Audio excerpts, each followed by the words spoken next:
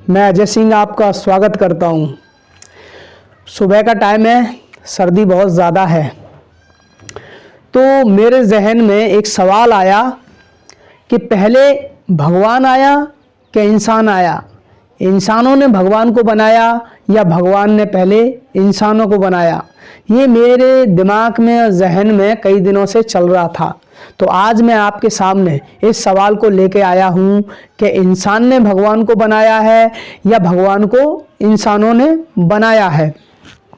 कोई ना कोई पावर तो है, ज़रूर है, ये दुनिया चल रही है, कुछ ना कुछ मैकेनिज्म ज़रूर है जो दुनिया चल रही है, इस बात से इनकार नहीं किया जा सकता।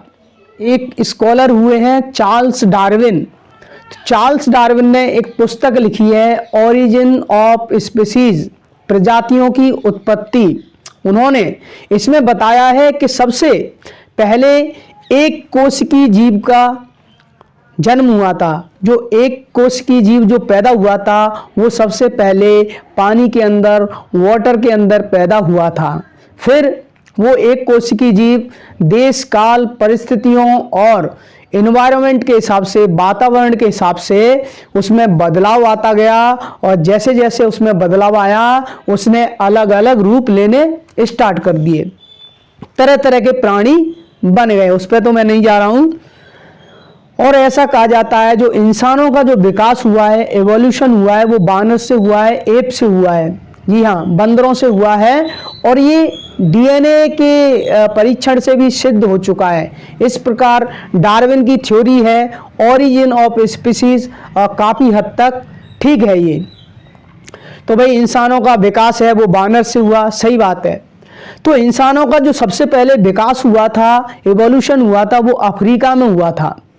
अफ्रीका से फिर धीरे धीरे वो निकल के दूसरे देशों में, दूसरे भूखंडों में पहुंचे थे।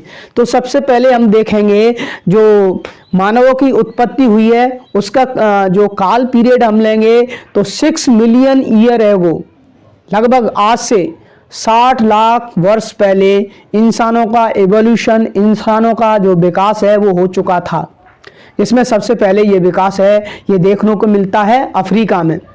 तो अफ्रीका में डायोपिथेकस है, रामापिथेकस है, ऑस्ट्रेलोपिथेकस है, होमो हैबियस है, ये अफ्रीका में उत्पन्न हो गए थे। इसके बाद देखेंगे होमो इरेक्टस। होमो इरेक्टस का मतलब है कि जो इंसान था वो पहले झुक के चलता था, पहले इस तरह से झुक के चलता था। होमो इरेक्टस से क्या हो गया, वो खड़ा होके चलने लगा, सीधा एकदम रीढ़ की हड्डी उसकी खड़ा होके चलने लगा, और इससे वो ज़्यादा क्या हो गया था, एफिशिएंट हो गया था, इससे ज़्यादा उसमें इफिशियंसी आ गई थी। इसके बाद देखेंगे होमो निएंडरथल है, और इसका विकास यूरोप और एशिया में हुआ था। इसके आगे जो एवोल्यूशन होता है वो होता है होमो सैपियंस का। होमो सैपियंस है वो आधुनिक मानव है।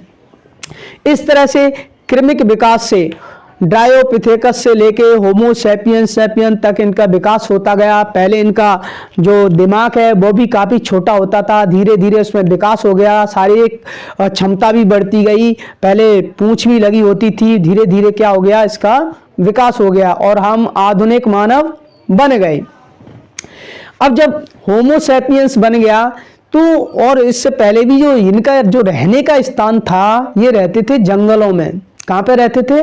जंगलों में रहते थे, गुफाओं में रहते थे, और ये ग्रुप बना के रहते थे, क्योंकि हजारों लाखों साल पहले हर तरफ क्या होते थे, जंगल ही जंगल होते थे, और भयानक जंगल होते थे, और उस टाइम पे भयानक प्रकार के जीव जंतु जानवर भी होते थे जिनसे मानवों का टकराव होता रहता था। तो मानवों का सेटलमेंट था वो जंगलों में था और गुफाओं में था। अगर हम गुफाओं को देखेंगे, गुफा के जो प्रमाण मिले हैं, लोकोव केव है फ्रांस में है, एक अल्टीमीरा जो केव है वो स्पेन में है, जोकोडियन केव है वो आपको चाइना में देखने को मिलेगी, लुआंग केव है वो आपको इंडोनेशिया में देखने को मिलेगी, और ब्लोमोस केव है वो आपको दक्षिण अफ्रीका में देखने को मिलेगी। और भारत में भी ऐसी बहुत सारी केव हैं जिसमें कह सकते हैं भीमबेटका की गुफाएं हैं वो देखने को मिलती है। तो इन गुफाओं में लोग जो आदि मानव रहे थे वो क्या करते थे, इन गुफाओं में रहने के साथ साथ इन्होंने चित्रकारी भी की है।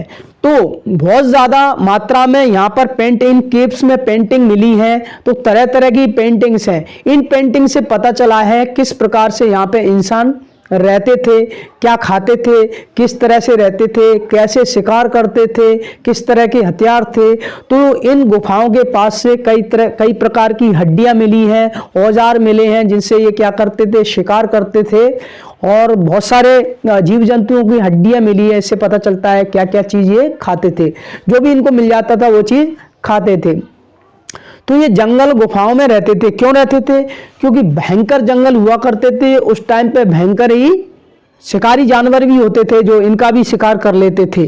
तो इस प्रकार ये जंगलों में, पेड़ों पर रहते थे और गुफाओं में रहते थे। तो भगवान के, गॉड के, ईश्वर के जो सबसे प्राचीन जो प्रमाण मिले हैं, एविडेंस मिले हैं, वो मिले हैं मेसोपोटामिया से।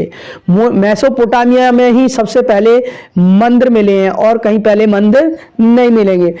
तो मेसोपोटामिया में कई प्रकार के देवता होते थे जिसके कुछ नाम है, अनु है, एमिल है, एनकी है, शमास है, शिन है और भी तरह तरह के इनके देवता होते थे जिनके कार्य अलग अलग प्रकार के होते थे। अगर हम हड़प्पा सभ्यता में देखते हैं तो हड़प्पा सभ्यता में प्रोटो शिवा, आद्य शिवा जिसको हॉर्न डीटी कहते हैं, उसकी सील मिलती है। मातृ देवी की सील मिलती है। कुबड़ा, जो कुबड़ा वाला बैल होता है उसकी मिलती है। और यहाँ पे लिंग योनि की भी पूजा होती थी और प्रकृति की पूजा होती थी। अगर हम मिस्र की बात करें तो यहाँ पे रा जो सूर्य का देवता है, अतुम है सृष्टि का देवता, नुल है जल का देवता, होरस है। इस तरह से इसमें भी कई प्रकार के देवता होते थे।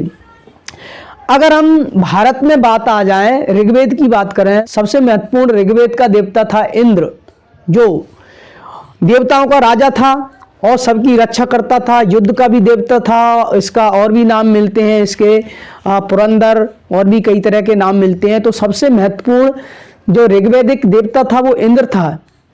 इसके लिए लगभग 275 श्लोकों में इसका वर्णन है।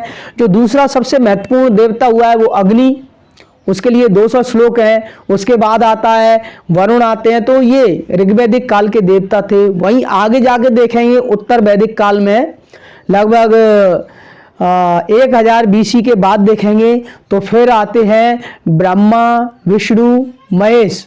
ये प्रभावी हो जाते हैं और सबसे ताकतवर देवता हो जाते हैं। तो ऋग्वेद में जो देवता थे वो अलग थे। तो जो ब्रह्मा, विष्णु, महेश है, इनका जो एवोल्यूशन हुआ है, इनका जो विकास हुआ है, जो बाद में जो प्रभाव में आए, ये आए थे ब्रह्मा, विष्णु, महेश। तो पहले ये नहीं थे। तो इस प्रकार कह सकते हैं जो भगवान का जो नोशन है, भगवान का जो पैदा हुआ है, ये काफ़ी बाद की बात है। अब हम पीछे चलते हैं। जब मनुष्य जंगलों में रहता था और गुफाओं में रहता था, तो पहले क्या है, मनुष्य एकदम नग्न रहता था, नंगा रहता था और पूरी तरह शिकार और संग्रहण पे ही निर्भर था। वह प्रकृति की गोद में रहते थे, जंगलों में रहते थे, गुफाओं में रहते थे। तो जिस चीज की सबसे ज्यादा आवश्यकता महसूस हुई, धीरे धीरे उसकी पूजा करने लग गए। जैसे रात, पहले जंगल, भयंकर जंगल होते थे, भयंकर जानवर होते थे। जो रात होती थी, रात में क्या है, गर्मी है वो भी लगती है, सर्दी है, सर्दी तो भयंकर लगती थी। और जो जंगली जानवर थे उनसे भी डर लगता था। तो लोग हैं ऐसे प्रार्थना करते थे मन में कि जल्दी से सुबह हो जाए, जल्दी से सुबह हो जाए। और सर्दी में तो खैर ज़्यादा ही। तो धीरे धीरे क्या है, लोग सूर्य की पूजा करने लग गए। क्योंकि सूर्य के बिना, वैसे भी सूर्य के बिना तो कुछ है ही नहीं। अगर 2 दिन तक सूर्य गायब हो जाए बिल्कुल, अभी जो भले ही प्रकाश नहीं दिख रहा है, वो सूर्य नहीं दिख रहा है, लेकिन उसकी एनर्जी आ रही है। अगर सूर्य बिल्कुल गायब हो जाए 2 दिन के लिए, तो हम एक भी जिंदा नहीं बचेंगे। तो कह सकते हैं सूर्य है वो रियल भगवान है। ठीक है, इसकी एनर्जी से हम लोग जिंदा हैं। अब इसका पर्सोनिफिकेशन कर दिया है, वो बात अलग है। तो सूर्य अगर 2 दिन ना निकले तो हम क्या है, मर जाएंगे। तो इस तरह से आदि मानव ने सूर्य की पूजा करने लग गया, क्योंकि उसकी बहुत अहमियत थी। उसके बिना रहना बड़ा मुश्किल था। फिर जो लोग बाग है ये कहाँ रहते थे? आदिवासी नदियों के किनारे, पानी के किनारे रहते थे, तो पानी की पूजा करने लग गए। गुफाओं में रहते थे, पेड़ों पे रहते थे, पेड़ों की पूजा करने लग गए। हवा के बिना तो भाई जीना ही, कितने कुछ मिनट तक आप जिंदा रह लोगे, फिर क्या हो जाएगा, आपको मरना ही है। वायु की आवश्यकता बहुत ज़्यादा होती थी, इसलिए वायु की पूजा करने लग गए।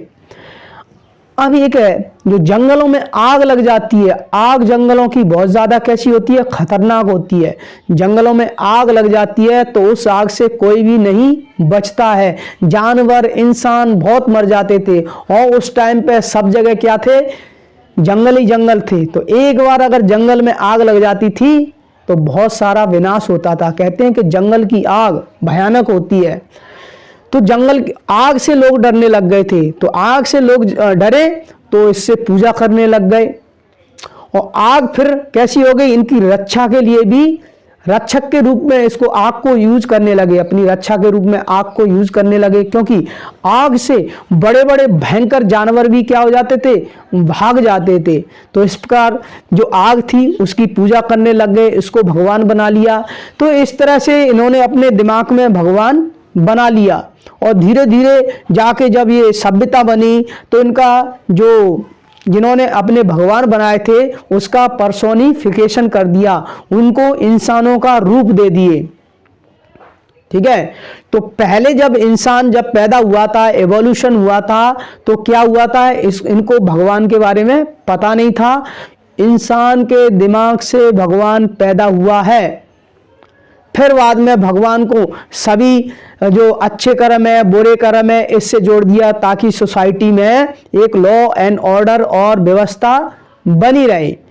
रोमिला थापर हैं, इन्होंने क्या कहा है कि भाई जो सत्ता है इसको दो तरह से मजबूत किया जा सकता है। वो दो तरीके कौन है? एक है धर्म, धर्म के आधार पर सत्ता को, अपने शासन को मजबूत किया जा सकता है। और दूसरा है शक्ति, ताकत, यानी सेना के बल पर, शक्ति के बल पर अपने साम्राज्य को फैलाया जा सकता है, मजबूत रखा जा सकता है। तो इतना सारे विश्लेषण से मैं यहाँ पे निष्कर्ष निकालता हूँ। तो इस प्रकार अंत में कहा जा सकता है कि जो भगवान की उत्पत्ति है वो इंसानों द्वारा हुई है। मैं आप लोगों से एक अनुरोध रिक्वेस्ट करता हूँ, आप इस चैनल को सब्सक्राइब जरूर करें। धन्यवाद, नमस्कार।